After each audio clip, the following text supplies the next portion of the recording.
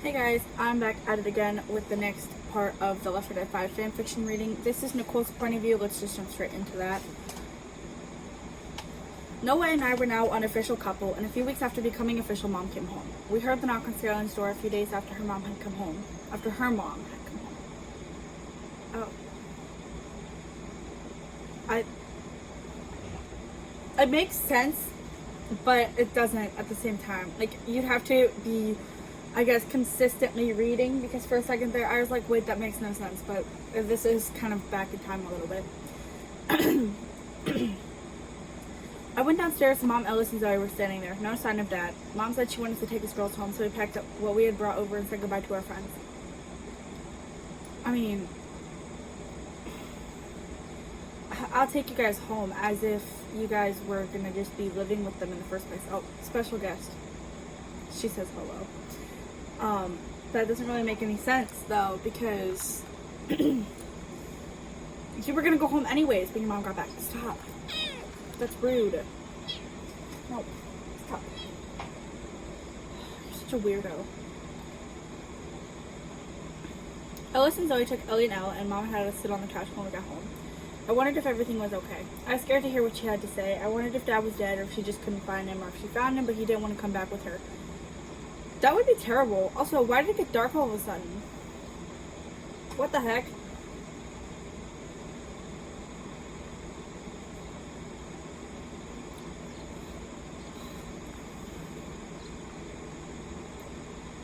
Okay.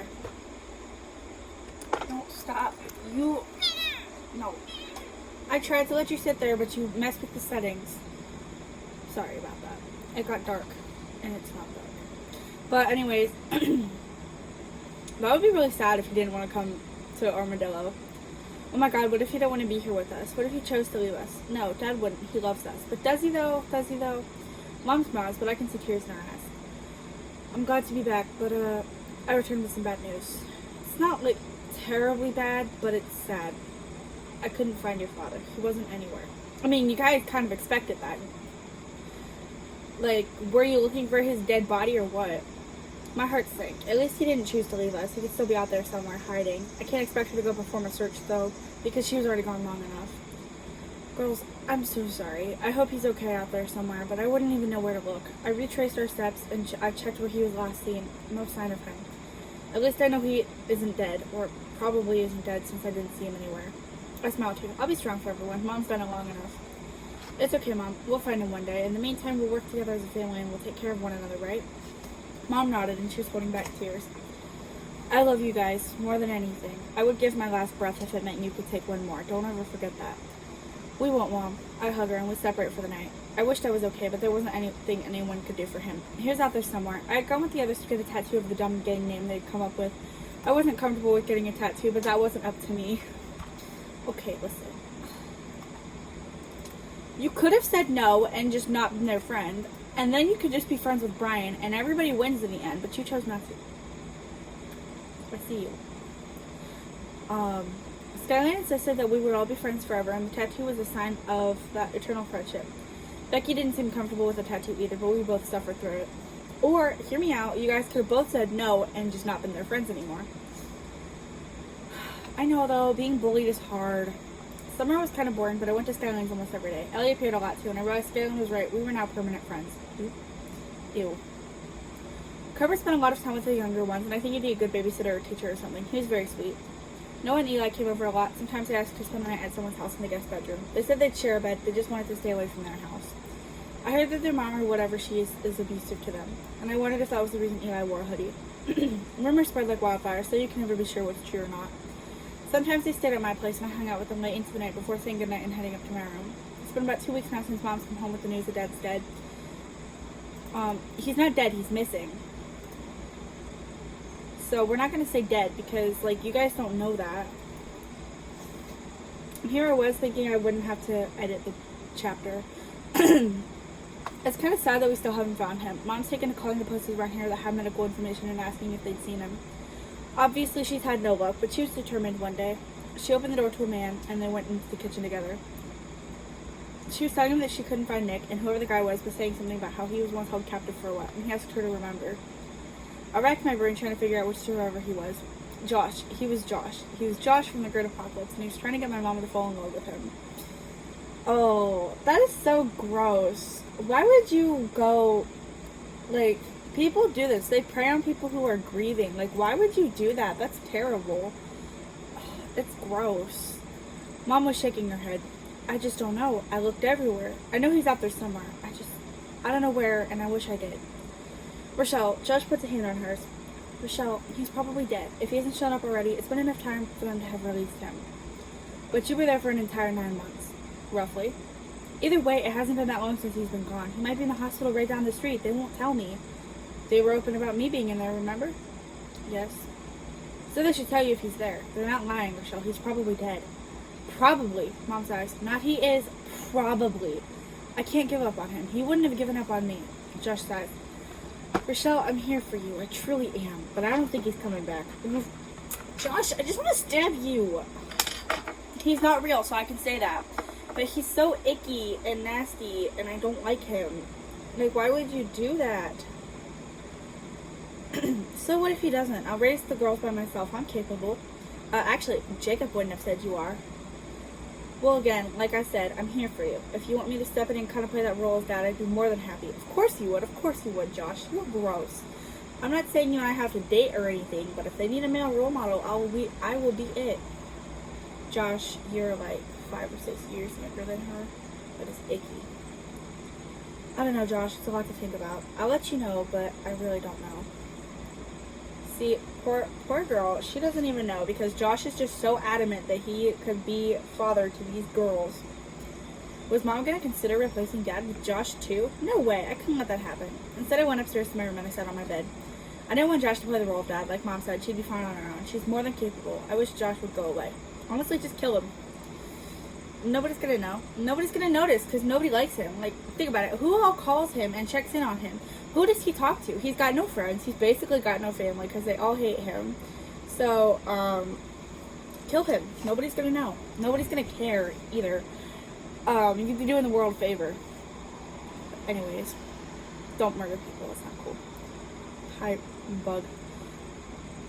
I wish it was him missing. Eventually, there was a soft knock on my door. Mom opened it and she came and sat down. She stared at me for a moment before sighing. Oh, Nicole, I think I fucked up. I smiled softly. Why? I told Josh he could move in. He's going to stay in the guest room. I guess it'll be nice having someone else around to pay the bills and do chores, but I don't want it to be him. You know what? So my friend commented on, I think it was receiving the letters at this point. She was like, bills in the apocalypse. And I was like, yes, always, you know, like, Uncle Sam's got to make that money. I want Dad back too, Mom, I say, and I can feel tears in my eyes. I miss him. I do too, honey. Mom pulled me in for a hug and I let the tears come out. I can't help it. Mom, I messed up too, a lot. Before Mom could say anything, I'd pulled away and I was rambling about everything that had happened from the first day of school until now. Absolutely everything. I got a tattoo and now I'm dating Noah, but I'm pretty sure Brian hates me because Skyline likes to bully him and stuff, but I have Skyline's entire group of friends and I don't want to be alone. Mom, I messed up and lost Brian. Well, Mom looks at the ground for a while. Do you love Noah? Yeah, but I like Brian a lot too. Would you say you love Noah? No, we don't love Noah. Nobody loves Noah. Noah is unloved. Would you say you love Brian? Probably. Oh, that's cool. Mom was quiet for a moment. I can't even say do what makes you happy because that wouldn't be helpful in this scenario. Who loves you back for sure? Noah. No. No. Oh, no, he doesn't. Prove it. Prove it. Tell them to write you a love letter, okay? And see who's illiterate but can't come up with one. And then you'll have your answer. I'm just kidding. That's not fair. That's not how you judge off of how somebody loves you. But, Noah doesn't love you back. Oh, he doesn't love you. I'm just kidding. He might. But come on, let's be real. You and Brian have loved each other since kindergarten. Why would you say Noah right off the bat? Like, you just met this kid. You didn't even want to kiss him. Guess how many times you thought about kissing Brian? 1, 2, 3, a bunch. Can't even count it on your fingers. Noah, you literally stepped away from him and you were like, I don't think we should kiss yet. I don't know you all that well. You didn't say that to Brian. And fun fact is he's been thinking the same thing. So you don't know if Brian loves you? No, I don't. I don't know. There are signs. There are cute little things called signs. I can't judge though, because if anybody ever flirts with me, I'm just kind of like, gross. I'm a mean person though, so it doesn't really apply. But you do know if Brian loves you. But you know Noah does. Yeah. You just met the kid. Oh, he pulls your chair out for you. That's what guys in a relationship, I would say, are supposed to do. It's like almost common courtesy for like gentlemen and stuff. It doesn't necessarily mean that he loves you. It's just like, I guess a guy thing. And this is like back in the day too, not like today's times. Today's times, guys kind of all suck, but Noah doesn't love you. What has he done? He tried to kiss you as soon as you said you date him. That's not love. I don't know. I just feel like that's kind of lust. Like, oh sweet, she says she'll be my girlfriend. Let me get a kiss. Super senior, where my hug at? Alright, well, I'd say stick to Noah. Brian's just a crush you'll have to get over since you now have a boyfriend. No, no, no, no, no. Break up with Noah and get with Brian. Right, I sigh. I wish I could have gone with Brian. I've known him longer and I know everything about him. Exactly! And you know what? He knows everything about you too! It's so funny! If it had been him in that treehouse, I would have kissed him. I wouldn't have backed away and said I'm not ready yet, and I wouldn't have reminded him that we're just kids. I don't know what to think those thoughts anymore, though. Mom said I need to focus on my relationship, so I will. I'll forget about Brian and everything I thought we had, or I've tried to at least. I was gonna say, you're gonna just forget about Brian? Let's be real here. He's awesome. By the time summer ended, Josh was living with us. He was quite annoying, always telling Mom about life hacks and how to do things easily, and he questioned almost everything. His creator used to question everything. It's kind of annoying. Mom confessed to me that he's like an oversized toddler. I couldn't help but laugh, pulling out a t-shirt before putting it back. We were back to school shopping, and Josh had stayed home. I was thankful for that. I didn't need any more time with him than I already had. I regret letting him move in. Mom sighs, pulling out a pair of jeans and checking the size. He's terrible. I smile again, collecting some cute t-shirts and putting them in the cart to try on. Raquel and Nichelle were looking at boots, and they both brought over a pair. The town had started its remodeling, and roads were made over the summer. Cars were allowed in, and almost everyone bought one. Mom was one of the lucky people to snag one, but they were working on making more for those who didn't have one yet. How about, instead of fucking selling people's cars, you let them have their car back? Okay. I don't know, that's just an idea, is let them have their cars back that you took when they first came in. Now for the people who didn't have a car when they moved in, then it makes more and whatnot, but what the heck. We finished shopping, went to Burger King, and then headed home. We put together the last few things for school and went to bed early. I was excited to go back. I couldn't wait to see Noah all the time again. And school, Brian was still quiet and kept to himself. Noah was still a gentleman. But I caught small glares directed at Brian. What was his problem? I thought they were friends or something, but maybe not. I couldn't judge or anything, but the glares were unnecessary. At lunch, Skyline apologized for my dad's absence. I was beginning to move on and almost forgot I didn't have him here anymore, but that was a sharp reminder that I'll never see him again. Not never. He's not dead exactly. He's just missing. Maybe. They don't know that. It's okay. Josh moved in. He wants to go with my mom. I stutter. Oh my god, I know. Skyline rolls her eyes. Imagine your mom became our aunt. That would be weird as fuck, wouldn't it, Elle? Oh, okay, yeah. Wouldn't it, Elle? Ellie, but yeah. Elle smiles. That would be awkward. We'd, like, all be related. That would be really weird. Like, everybody in the group would all be friends and cousins. They're not going to get together. Mom's keeping him in the guest room and she says he's like a toddler that she has to babysit. Everyone starts laughing. I heard he's like that. Becky smiles. He's kind of weird. Kinda. He is. I smile. Mom puts an arm around me, which is comforting since I've been reminded of my dad's disappearance. I think he just wants an excuse to touch you, to be honest. Sorry, I'm a hater. I hate these two together. Hopefully they find your dad soon, Eli says, throwing another apple slice across the lunchroom. He had been doing this all lunch, and he'd be collecting apples from the tables around us.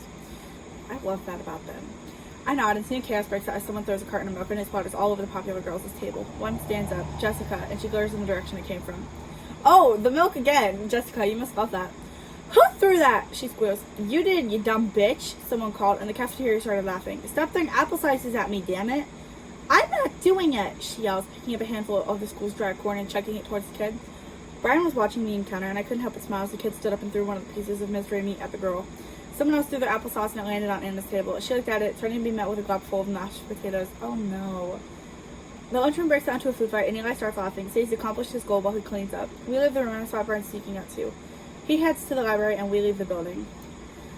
I don't want to go back, Eli sighs. That was funny. Those apple slices were like 3 weeks expired, Noah exclaims, laughing and walking beside Eli. It was funny. Today was good, but I'm sure tomorrow we pay for it, unless there are no cameras.